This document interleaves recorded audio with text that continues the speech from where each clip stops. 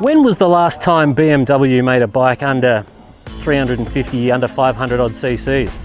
4 minutes of Googling on Wikipedia, the best I could find was something about 70 years ago. That makes this a very exciting bike for BMW.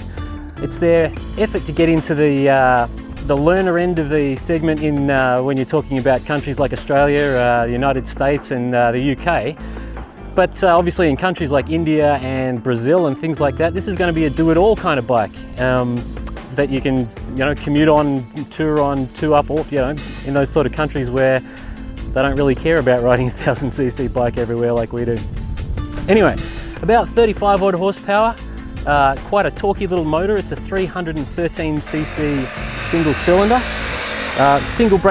single disc front end braking with bi-bray brakes, which are apparently brakes by Brembo. It's a subsidiary of Brembo, just making slightly cheaper gear. I think probably the most important thing about this bike is going to be its price point. This is probably the cheapest BMW there has ever been.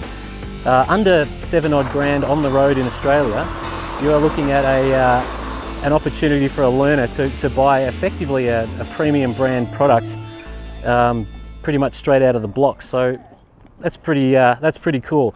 How's it ride? Well, nice chunky torquey sort of motor, very enjoyable on the road. Probably does its best work under 100 kilometers an hour. We got, I did see 153, but I was crouched down over the tank and spanking my own backside like a jockey in order to achieve that speed. Obviously I'm a trained professional, so please don't try that yourself at home.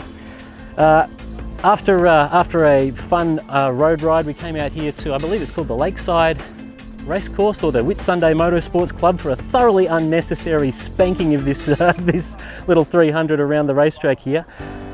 What a lot of fun! What a lot of fun! It really highlighted the fact they've gone for a very much a forward weight bias on this bike, so that you can really feel what the front end's doing, and that pays dividends. It steers really nicely and really easily. This is pretty much a go-kart track here, and what a lot of fun. But there's a few other little practical touches here, like for instance on the dash you've got a proper fuel gauge with a range readout, which is very handy, and a gear position indicator, which when you're a learner, that's a pretty nifty thing to have. So yes, for 7 grand you can now get yourself something with a Bavarian badge, and that's no small thing to be able to say.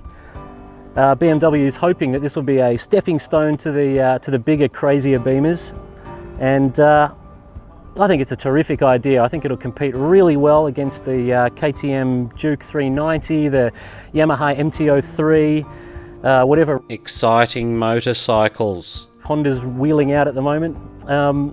Yeah, I reckon this could be a bit of a goer.